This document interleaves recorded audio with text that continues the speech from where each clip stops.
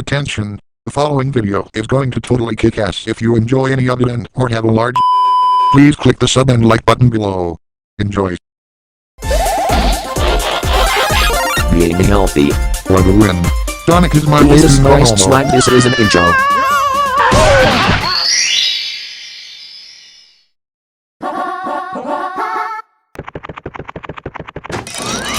Yes.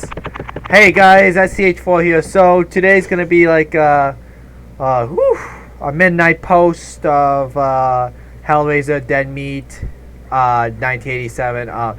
Yes, this is our first episode of reacting to Dead Meat, but let's hope we don't get copyright claim, because I saw some other YouTubers reacting to this and I figured, hey, why not we should react to a Dead Meat episode.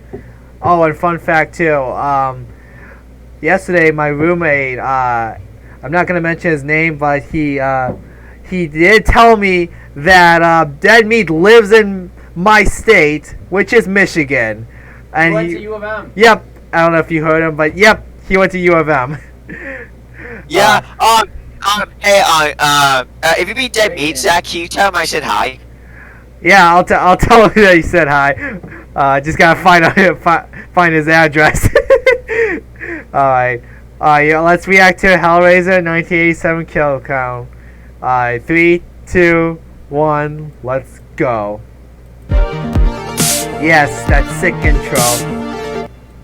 Welcome to the Kill Count, where we tally up the victims Yep. in all our favorite horror movies. I'm James A. Janice, and today we're looking at Hellraiser, a British film by Clive Barker released in 1987. Though its iconic demonic character is often grouped alongside Honestly, Hellraiser is a that was unique one and of the most interesting disturbing cinematic movies I've seen in my experience. By the mid to childhood. late 80s, slashers had run their course, and humor was Zach, becoming they more won't write this prominent in the movie. genre. Perhaps thanks to Fred Krueger, horror films were Wait, taking what? themselves What'd you less say, Game seriously, and there was a They wave won't of write this popular movie. horror comedies, some Yeah. of them sequels Wait, to who, Dylan? previously serious horror films. Yeah, Dylan. Hellraiser looked at that. He loves those kind of movies. No. It Ooh. has no No, no, no. lightheartedness, no comedic lifelines for a squeamish Saying viewer to Dylan will hold like on this to. movie, you know why? Hellraiser Why? is a domestic drama It's filled with British. eroticism and Oh, displaying yeah. how pain and pleasure can mix interchangeably. Oh gosh, These this better be carnal oh wait, he does experiences censor his are delivered videos. by Good. the Cenobites, the I mutilated forgot. beings He decked does. out in BDSM gear who hail from another dimension that's equivalent to hell. The Cenobites would return for the rest of the Hellraiser franchise, which Man, currently I love the stands at 10 Cenobites. films. My favorite But don't Cenobite is the mistake Chatterer. series as something akin to Friday or Halloween. Unlike those, Hellraiser quickly wound up in direct-to-video territory, and its later sequels began as unrelated scripts with the Cenobites forced in later. They're not good. That's why I'll only be looking at the first 4 Hellraisers this month. I'll maybe cover the others in the future. Oh, if there's geez, enough no. interest. Oh, gosh. But for now, we'll look at the ones released theatrically and with Clive Barker's involvement. For many people, Yeah, Clive the Barker other- is the best future known for Hellraiser, but he was 34 when he made the films movie, got and already down- an went award-winning downhill, author, as in my well as an opinion. illustrator, playwright, and scriptwriter. He is a creative genius. hey, When we first listen, met him, Master, he would be sitting there thinking of one book, talking about another, you're and not the drawing same. something else at You're not the the same person who time. made His the work in Jeepers horror Creepers and fantasy, movies. which earned him Yeah. high praise from Stephen King, often Yeah, because interferes with Jeepers sexuality Creepers, and sadomasochism. what After made being it is disappointed a- by early well, adaptations you probably of his know. work, Barker worked with first-time Yeah. producer Chris Figg and made Hellraiser his directorial debut, based on his own 1986 novella, The Yeesh. Hellbound Heart. His inexperienced directing is evident in the movie, which features confusing character behavior and shots that are unclear in their meaning. Those flaws don't really matter to me because I'm too busy enjoying the movie's strengths. Barker approached Hellraiser more like an art film than a mainstream horror movie.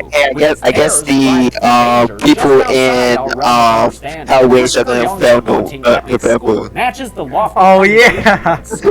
They totally The suffering is failed. shown in graphic detail. All of Some of them. the best practical makeup effects Except of any Pinhead. horror film. Between all the explicit violence And his the Cenobites. sexist sex scenes, I'm gonna have to leave Okay, some good, stuff that's out of this censored. public version, even though I've got a sponsor. I don't want YouTube shutting this shit down. Yeah. I will be able to get away with a little more than usual, though, thanks to today's sponsor, Wait, you can't have Raycon. it with me. Raycon's everyday I- earbuds I- are a I great don't way say to why listen to your about it. favorite media. For those of us who like pleasure without any pain. Their optimized gel tips and soft rubber feel fit I thought that was an perfectly in your eyeball. ear without Jeez. any discomfort. Sorry, Cenobites, but sometimes we want to listen to music without also enduring eternal damnation. Raycons have a built-in mic, so you can speak to the Cenobites when they come a-calling. And with their I knew 8 there would be hours a of Rubik's playtime on a Cube, single oh, that's a charge, nice you won't have cosplay to of worry about Pinhead. cutting the conversation. Cenobites hate when you hang up on them. I recently He was sponsored my Wacom. family had to take down all my Halloween decorations. And I knew they wouldn't be dead since their included charging case provides a 32-hour battery life. Raycons start at about half the price of other premium audio brands and have a 45-day happiness guarantee. Can't get that kind of promise in hell. I'll Hey, tell you look, what. there's the Get a pair nun. for yourself by going to buyraycon.com/deadmeat. Unlike a puzzle box, it's easy to unlock exclusive deals up to 20% off your order. Are there more kills to count when they're mixed with unimaginable pleasure?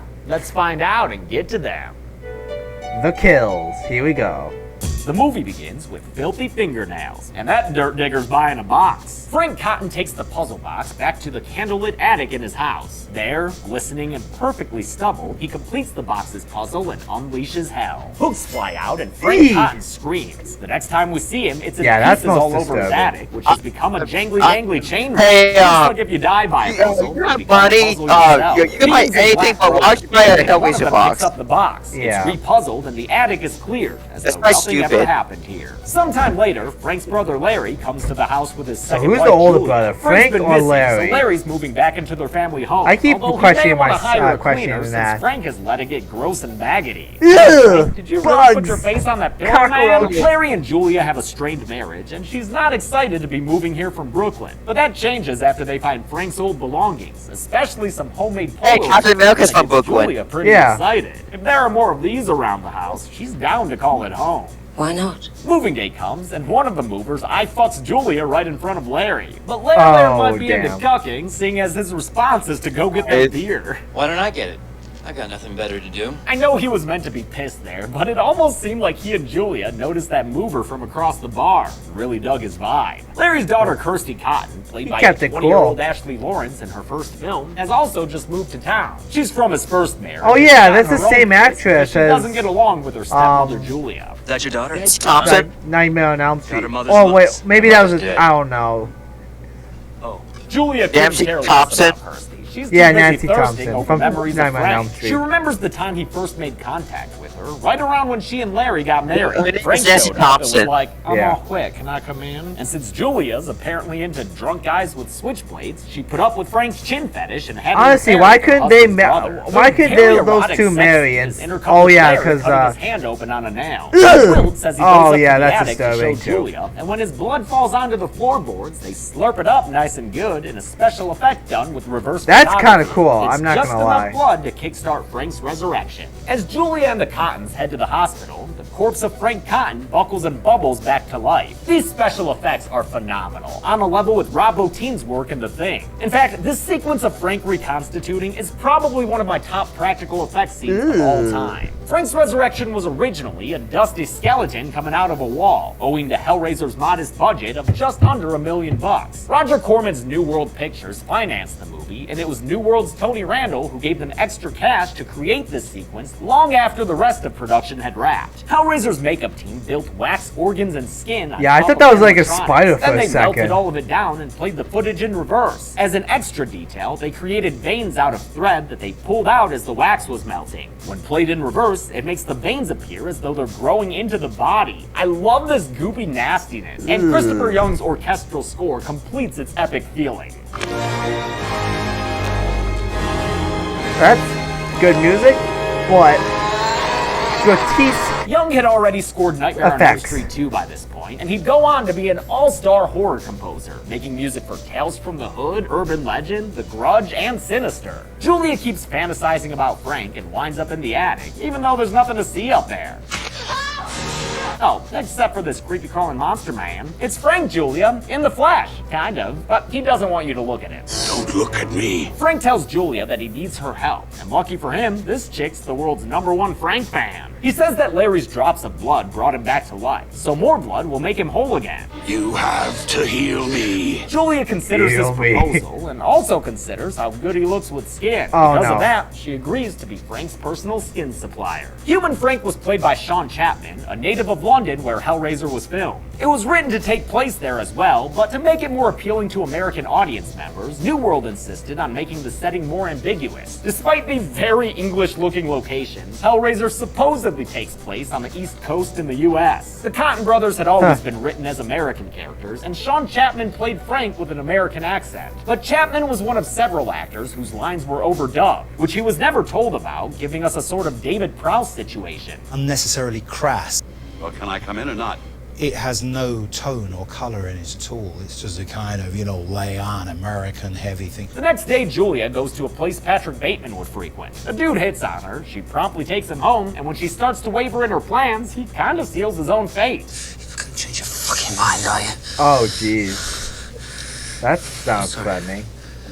Let's go upstairs. She lures him up to the attic, the least sexy place in this remarkably unsexy house, but that doesn't stop the dude from stripping down to his tighty-whities. When she gets an opportunity, Julia takes a hammer and strikes the man multiple times. She makes sure she finishes the job she set out to do. All that for a guy who doesn't even want to be looked at. Don't look at me. But come on, Frank Monster, I want to watch. We do get a shot of the messy aftermath, but no more expensive transformation shots. The next time we see Frank, he's already reached a new stage. Every drop of blood you spill puts more flesh on my bones. Oh, by the way, Frank, what's your favorite offbeat horror movie starring Elijah Wood? Come to daddy. Oh, hey, me too! Frank says he needs a couple more bodies to be complete. It's the only way he'll escape the beings who are after him. The Cenobites. It's only a matter of time before they find I've slipped them. Then he and Julia can be together forever, and Julia finds that plan finger-licking good. While Frank the Human was played by Sean Chapman, Frank the Monster was played by Oliver Smith, except for when he's crawling around. For those shots, Frank was played by some kid. Oliver Smith was skinny enough to where the prosthetics meant to be his flesh and bones. Sticking something on the top of someone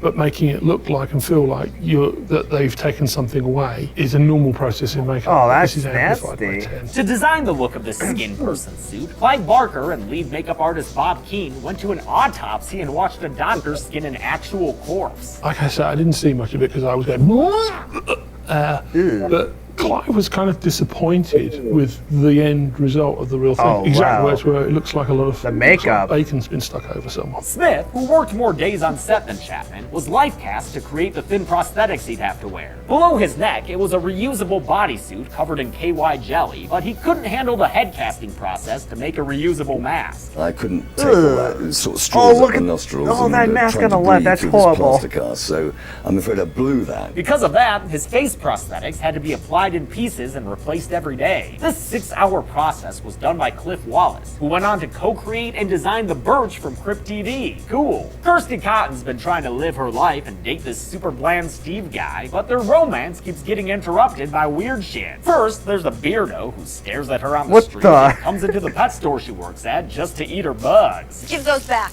You really want those back first? Then on top of that, she's having bloody nightmares of her dad in danger. Oh, Careful, what Kirsty. the- That kind of trauma might affect your new relationship. Daddy. Steve's like, me? Julia goes all in on the Frank Flesh fundraising plan and picks up a second guy who she similarly kills with a hammer to the face. Damn, Julia is just the worst witch of a woman. But she does it for Frankie, who'd best say thank you for all that blood. He has a cigarette that he's excited he can taste again and tells Julia how he got this way. It was through this box. Don't touch it. Alright man, cool it with the rules. He calls the box a door to heaven or hell and says he went to knock in because he was bored with earthly box. delights. Cause yeah dude, no greater pleasure than how you were living, huh? When he solved the box, the Cenobite showed up and gave him what he asked for. Pain and pleasure.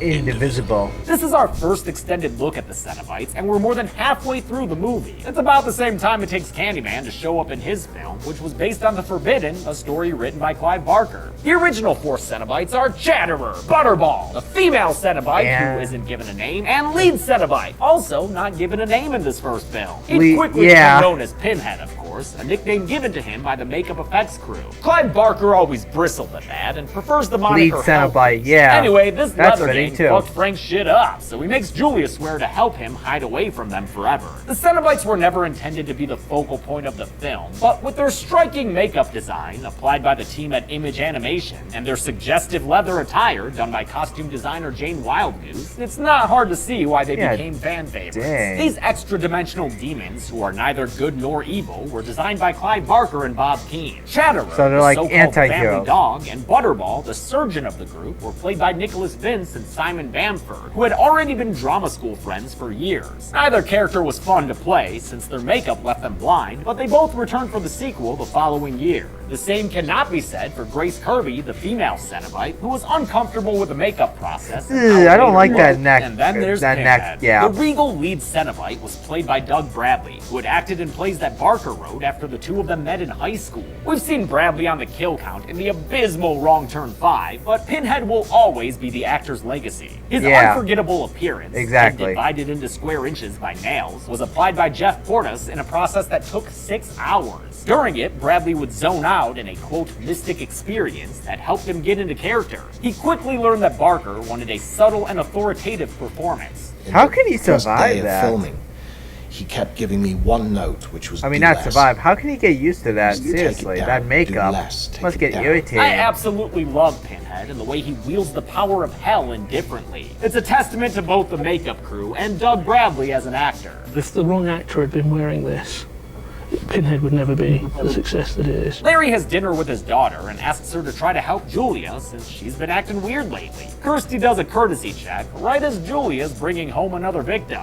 It's not what it looks like, Kirsty. No, really, it's actually not. When the third victim is attacked by Julia and her monster, we see how Frank consumes these guys by jamming his fingers into their necks. Gross. Kirsty comes inside and watches as this dude stumbles out of the attic begging for help. She offers a hand, but Frank comes out and that's not finishes gonna him, help. draining away the last of this guy's life force. Frank tells Kirsty who he is, her skeezy Uncle Frank. Come to Daddy. Get the fuck off of me! Yeah, He corners her in the attic and yeah, makes I don't like advances that on kind of He's moment. telling her that she's in for a world of pain. That's what makes the pleasure so sweet. Kirsty's not really an S&M type gal though, so she goes for a weapon and finds the box that Frank is obviously attached to. Give it to me. You want it? Whoa, with that tone, maybe Kirsty's kink is humiliation. She throws it through the window, which gives her the chance to flee. On her way out, she grabs the box, but I guess she runs a bit too hard down the sidewalk there. This girl passes out in front of a bunch of people and wakes up in the hospital. The doctor says she needs to rest. Here's your puzzle box, ma'am. Maybe it'll help you relax. The lament configuration, as the box is known, was designed by the late Simon Sace, who included several subtle abstract symbols on it that work as warnings and instructions to its puzzlers. Here he points out a face that has a spike going through it. Various boxes were made, each specialized to do a different trick. All of them took a long time to paint and varnish, and their etchings were made of delicate brass. To save himself hours of work making replacements, Sace would lie on the floor to catch them whenever they were dropped or thrown. Kirsty takes on the puzzle box challenge, and I've gotta say, things can't be that difficult if everyone's doing it in a matter of minutes. When she solves it, a hospital wall opens up, leading to a long hallway of forced perspective. The depth becomes real, and Kirsty goes for a walk until she finds herself blocked by a hellspawn. What It's the? the engineer, as it's known, which I've always found dumb. You telling me this swarmy thing has an engineering This thing degree? is the most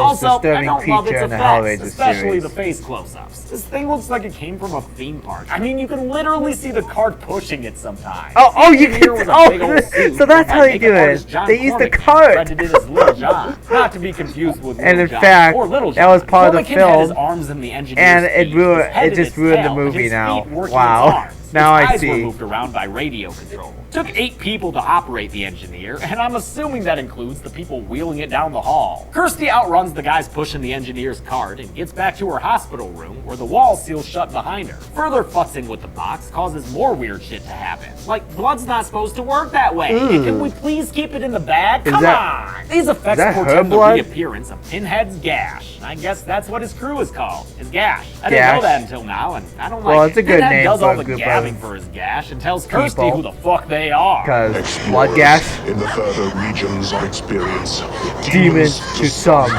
angels to others. When the box is solved, they're summoned. So now Kirsty's got to go with them. No ifs, ands, or buts. tears. No tears, please.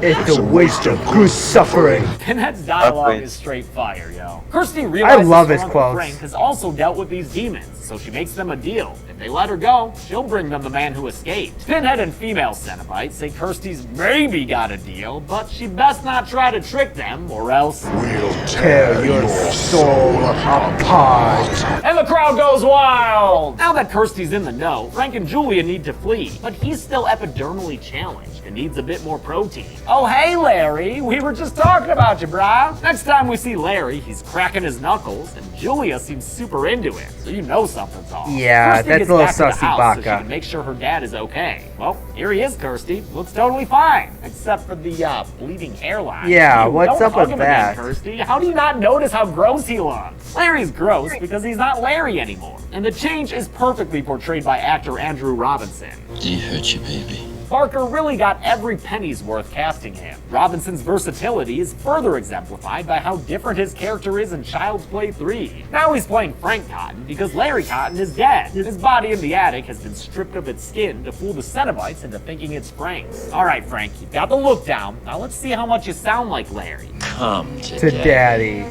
Yeah, I want to get more Yeah, character. maybe Kirsty you realizes should- what's maybe happening you shouldn't and scratches reveal off that some of Frank's quote. face flesh. Julia Yeesh. holds the girl as Frank comes at her with his knife, but ends up stabbing Julia instead. She begs him to stop, but he doesn't. Food is food. Nothing personal. Wow, what a That's backstabbing a bad move. horse to hit your wagon to, Jules. Kirsty hides from Frank in a storage room. It should work, as long as Jesus doesn't leap out at her. Ah, damn it. Jesus left. Eventually, Frank Jesus forces Kirsty Christ. into the attic, where she trips over her dead dad. Womp womp. Wow, this dude killed your father, Kirsty. What do you think about him? Bastard! You want to try that again? Bastard! Much better, but still no pieces. Bastard! This bastard admits to Kirsty that he's dear old Uncle Frank, and the confession brings out the parole officers. Pinhead and his gash, you, are here to take Frank back to their world. Yeah. You know, the one with all the chains and torture pillars. You're gonna like it there too, Frank. They capture him with hooks that go deep into his We actually flesh, hear from spreading your out own his limbs lips. and rendering skin all over the place. Okay, wow. Frank turned into a human jerky factory, Good, leaving that's him with one censored. final thing left to say. Jesus Wept.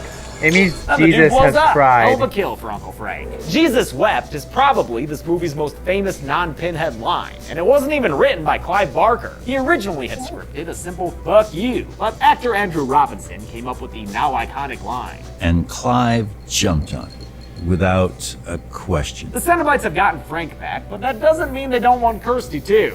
We have such sights to show you. I love the bleeding wall when female Cenobite's chasing her. Kirsty finds the lament configuration in the hands of Julia's corpse, though I'm not sure how she got to the mattress when she died in the stairwell. Yeah. Kirsty wrestles the box What's away up with and that? solves the puzzle, which I guess works like the reverse Uno card, because now she's using it to zap Pinhead out of No, you. existence. Go to hell! Yeah, like, no you. As Steve gets to the house so he can randomly help out, Kirsty turns the cube to the other Cenobites and flashes them away one by one. I'm not counting these as kills because I think she's just transporting them back to their dimension. Butterball Yeah. doesn't get zapped. Instead, He just he's gets crushed with crushed. debris. But he shows up in the sequel too, so he's fine. Don't worry about him. What's not fine is that goddamn Enja-freaking-Near who shows up for one final scare. Fuck off, worm! Kirsty sends another energy beam into its stupid worm face and zaps it away. Kirsty and Steve then leave the house and head to the city's, random burn pit? She tosses the cube into a fire, but then that vagrant dude shows up. Remember him? He ate crickets. And now that bug muncher's reaching into the fire. He takes Now- the cube out of it, and before Kirsty's eyes, transforms into A a giant dragon? flying skeleton beast. What the fuck? This A dragon skeleton skeleton was a dragon. last-minute idea from Clive Barker, and it fell on Bob Keane to put it together in 4 days. Wouldn't it be awesome if this bony dragon rise That's up sick. out of the flames? So is he like the... I remember thinking. Yeah, who is that guy anyway? Is he like the... It was made using a South American The cape. messenger of- Horns in its the messenger of the eye socket, Cenobites or plastic something? skeleton parts He made seems to be like a The dealer. bony beast flies away Isn't from he the them guy lost that boys water? well as the shots match Yeah. into the cube. The movie ends with a vendor selling it to a new, unsuspecting puzzler. What's your pleasure, sir? How many What's your kills were pleasure, given to sir? us by Pinhead and his gash? Let's find out and get to the numbers. What is that? Uh-oh. What the... Oh, no! Oh, no! He's gone! I counted 7 kills in Hellraiser, with Frank Cotton dying twice. The only female victim was Julia, so they must enjoy blueberries in hell. And with a runtime of 93 minutes, that left us with a kill on average every 93 minutes. 9 minutes. I'll give the golden chainsaw for coolest kill to Frank Cotton's second death. Yeah. This is the film's ultimate kill, and it lives up to the anticipation. Yeah, look at that. Pinhead talked a big game the whole movie, and he was able to back it up. The all machete for lamest kill will go to Frank and Julia's second victim. Dude looks kinda goofy while he's getting killed there. And that's it. Hellraiser came out in 1987 and made such a splash, New World Pictures immediately requested a sequel. It'd be released about 15 months later, and I'll look at it next week. Until then, okay, next week. This has been the kill count. Next kill count. Just when you thought it was safe to go. Alright, Hellraiser 2. Alright then. Kirsten Cotton has escaped our clutches, but finds herself cared for by an unethical doctor. It's not fair. He wants to learn more about life after death. What tales, I wonder, will she bring us from the other side? And learn about it he shall. At the bloody hands of Julia Cotton. There's such sights to show. Hellbound Hellraiser 2 is a direct sequel to the first film that does what its title promises. It goes to hell. Not in a bad way. It literally visits our dimension full of chains and labyrinths. Come inside and have a nice What cup the? of tea. This week, here it Is that was like for one? pleasure and pain. Yeah, I don't know. I don't know what that was. Yeah, okay. And on Friday, tune into the kill This Friday. only on Dead Meat. Now what we need is skin. Hellbound Hellraiser 2 can currently be watched on the pictured streaming platforms, and he always recommends you watch the movie for yourself before its kill count. It's the only way to have your own properly informed opinion. I already watched it, so yeah. Thanks a lot for watching this kill count. I want to thank some patrons like Jamie Thompson, Taekwon Chu, Cody Lapati, Jojo Espana, Jet Brockman, Noah Harris, and Brandy. I'm so glad to finally be doing Hellraiser. You know, this first Hellraiser was the very first movie that Chelsea and I ever watched together as a couple. We got to tell Clive Barker that when we met him in 2018. Holds a special place in my heart. Thanks everyone. Be good people. I hope you all enjoy that reaction video of Dead Meat. Speaking of him, like, this is like his first Hellraiser episode. Yes, this is our first episode reacting to his channel too. So I'm glad we timed it right too. Am I right, Gamer Mario? Yeah. Alright guys. Don't forget to watch the video as well. Subscribe to Dead Meat. Subscribe to me right here. And subscribe to Zach. See you guys in this video. Yep, we'll all see you later to the next SMG4 episode tomorrow. Peace, stay healthy for the win, and I'll see you next one.